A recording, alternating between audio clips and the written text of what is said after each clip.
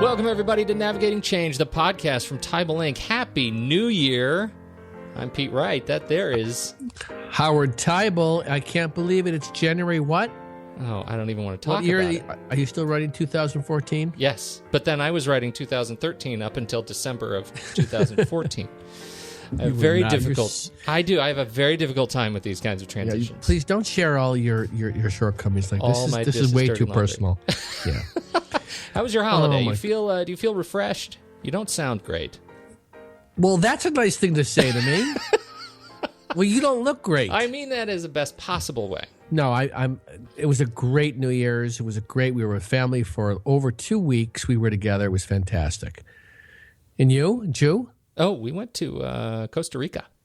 That's right. I heard that.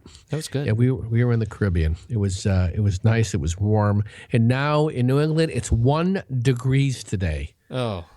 1 degrees. It said that. It's really quite lovely here. It's crystal clear, blue skies. What are we talking about today? You know what? Move on, Pete. I think we're talking about our holiday experience. We're talking about 2015. Last year at this time, we did a little bit of an annual review.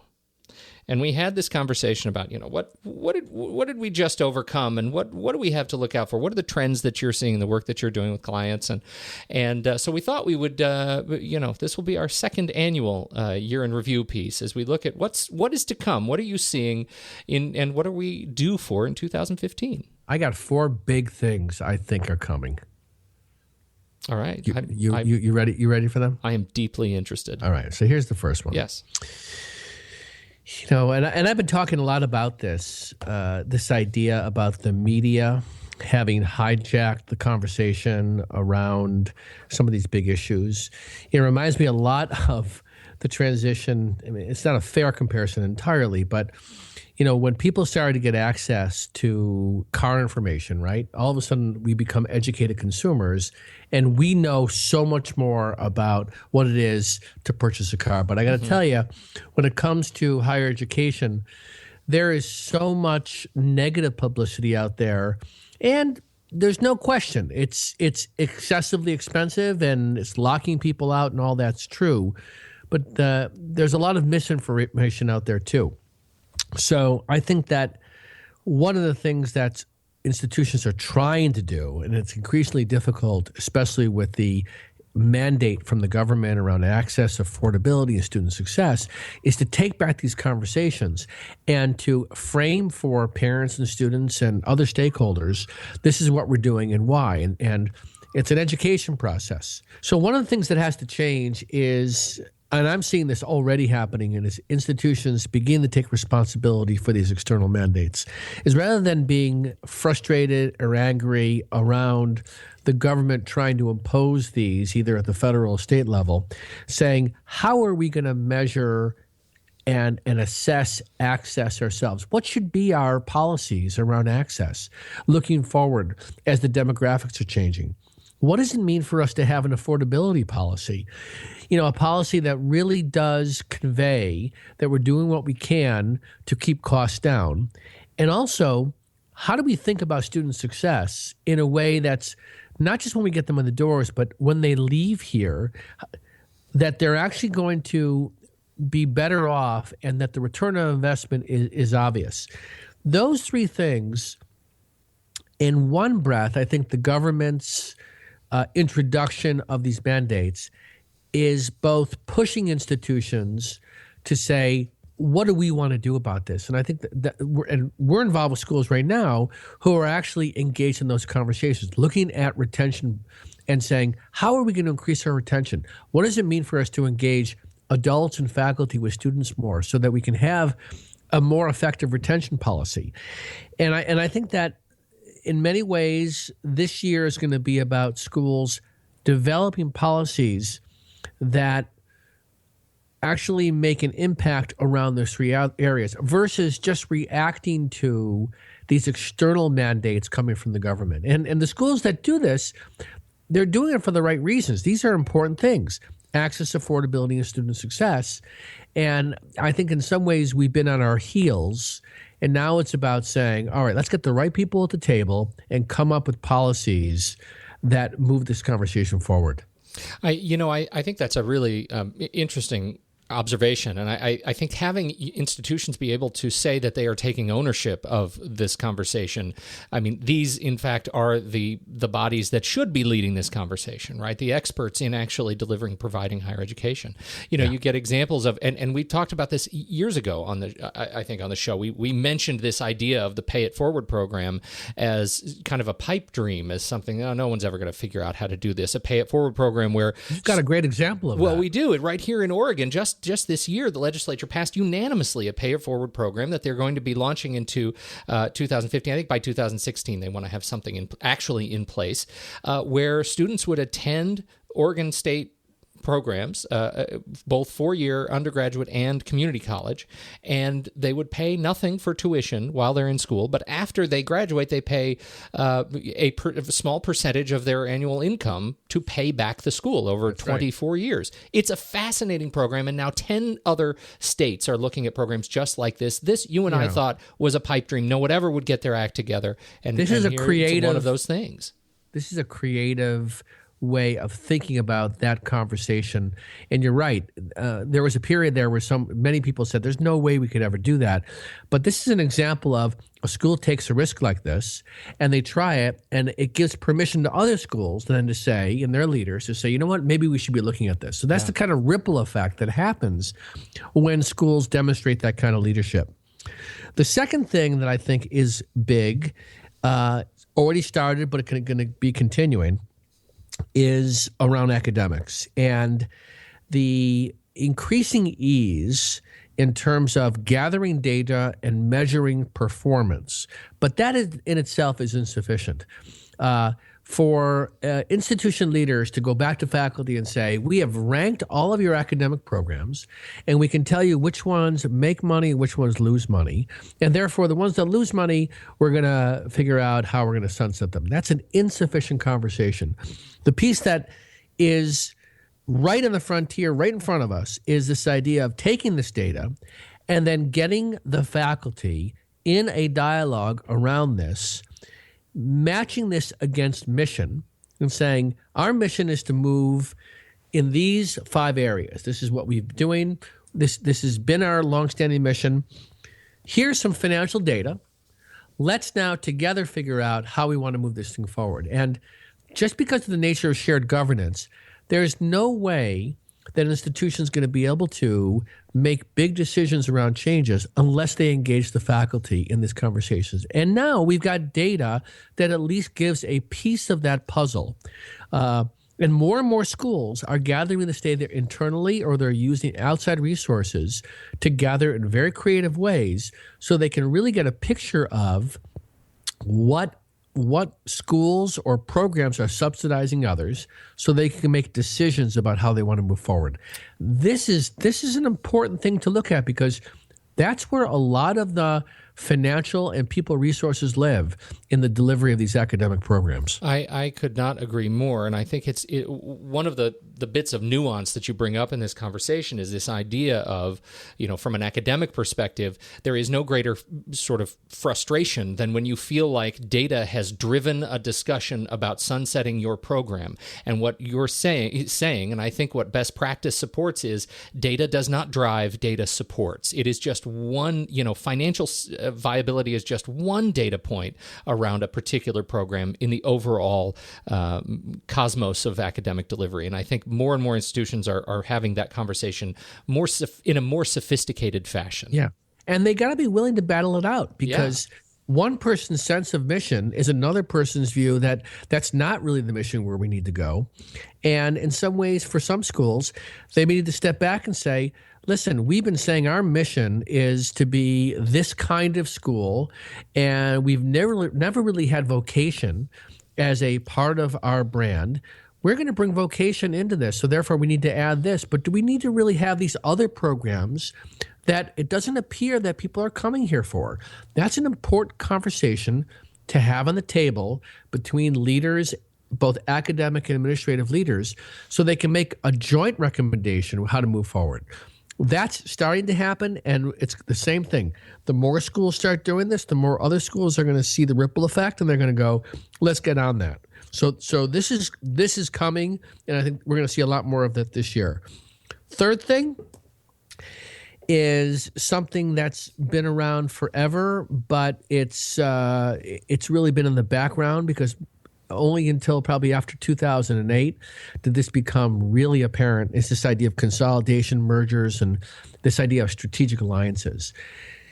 You know, the idea of sharing services within an institution has everybody loves that idea. Is that rather than going outside of ourselves, we're going to find a way to do a better job of offering a higher level service and consolidate functions internally. Well, more and more schools are saying we've got other institutions in our region that are doing the very same things that we're doing. We are not doing as well if it's a particular academic program as them, and they're doing great, but we're doing great here and they're not doing so well. Can we find a way academically to partner or have strategic alliances on that? Or back office procurement functions, you know, be able to share systems so that each institution is not reinventing the wheel. This is an example of a non-low-hanging fruit kind of savings opportunity, which really demands, in this case, leadership. Because in the absence of leadership here, most institution leaders would look at this and boards would look at this and saying, you are diminishing our brand if we somehow get associated with this peer institution in our region who we are competing with. But more and more, I think schools are saying, let's explore this. And the question is, the schools that are doing well, are they willing to, in a sense, sacrifice a bit to help the schools in their area? Because that's the dilemma. The schools who are struggling a bit really would more welcome this from the stronger schools.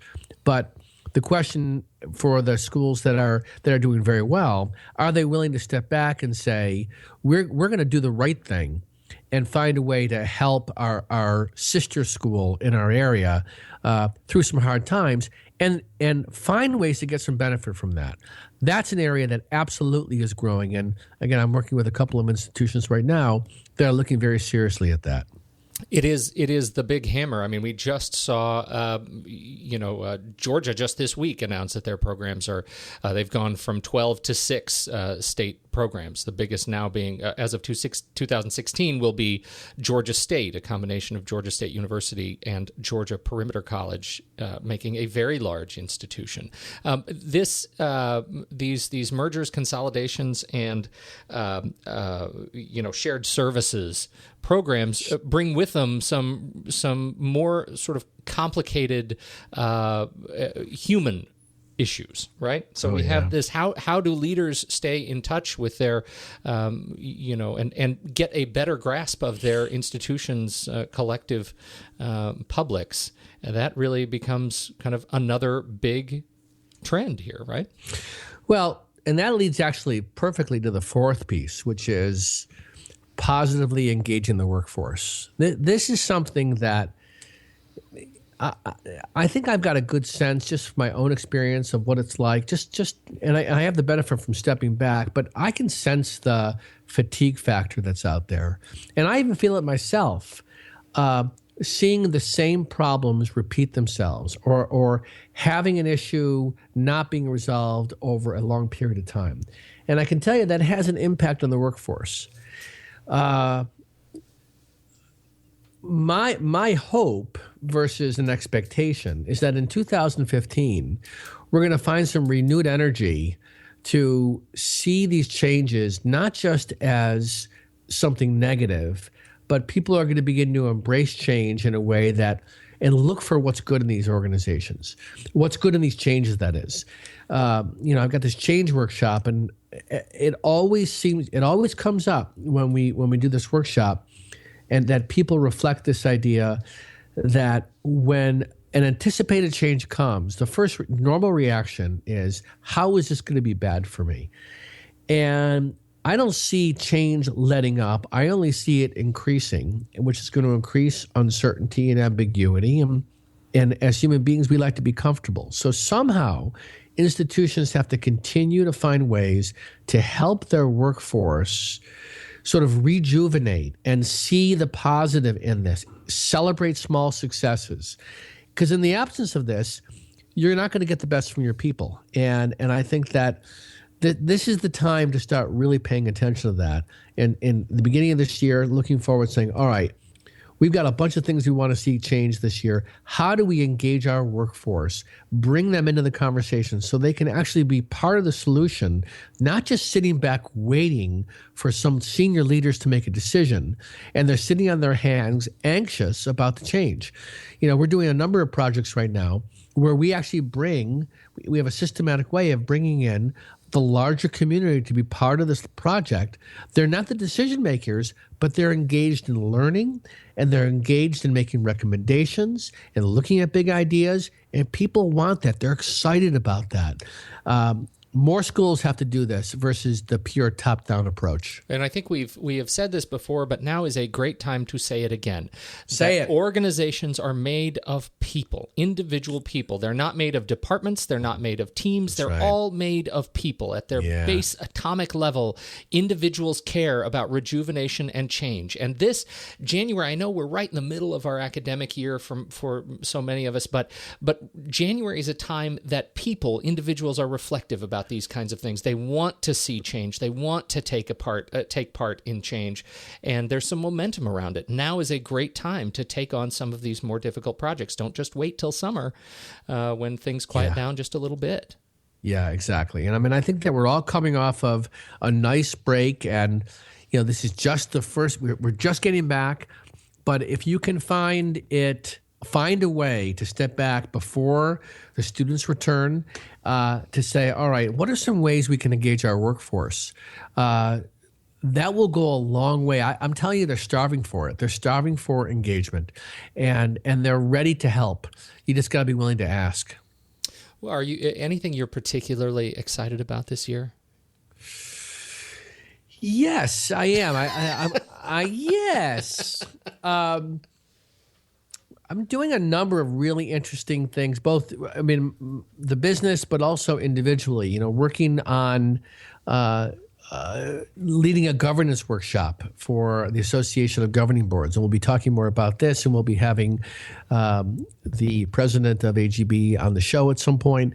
But I'll tell you, governance is a really important conversation. It's the third leg in the triangle between academic leadership, administrative leadership, and trustees. Mm-hmm. So I'm really excited about engaging them in this conversation, and also the integration more and more of academics into this conversation. As you know, I have been very involved with administration for many, many years, and I think that the tide is turning where leaders are really finding ways to engage academics. And I'm really excited about that collaborative conversation and seeing some successes and bringing them together to make decisions together. And it's right there. So that's what, for me, is I'm most excited about for 2015. Well, that was certainly the thing I was most excited about our 2014 was I think we, particularly toward the end of the year, did a nice job of bringing in more of that academic voice. And I think, Yes. Obviously from my own background, it does me no end of good to see more academics in part of that conversation. And I think by extension, as you say, representing that third leg of the triangle, I think 2015 is off to a good start. And I'm going to brainstorm with you just for a second here. Just to even say this, because you just said, I said the three legs. One thing we haven't done, and the fourth leg, which is the primary leg, is the student. The students, right? Yeah. We should have some student representation on these to tell stories about their experience. Let's do it. So that to me is something that's often forgotten in these conversations. We often focus on delivery, what we're doing, as opposed to what we're producing. Mm-hmm. And the student is the one that can best reflect what we're producing. So let's make that happen. Let's absolutely make that. That's a great addition. Awesome. Just came up with that right now. It's just things. They just come to you. You're always going. Yeah. Write it down. Yeah. Okay. Thank you, right everybody. Now, everybody for joining us, for downloading the show. If you want to learn more about us, what we have going on, and about Howard Teibel and what he does, where he's going to be this year, head over to teibelinc.com, and you can download the podcast. You can subscribe for free in iTunes or your podcatcher of choice. Reach out to Howard or me on Twitter. Howard's at Howard Teibel, and I am at Pete Wright. We'd love to hear from you, and join the conversation. I think that's all the news we have. I've got no final words of wisdom. None. Nothing? That's how you're going to start the new year? Yeah. I think we're good. I think this has been a great start. I'm excited. I'm excited for the new year. And you look marvelous. Yeah, and you look marvelous. It's not how you feel, Howard. It's how you look. It's how you look. Good night, everybody.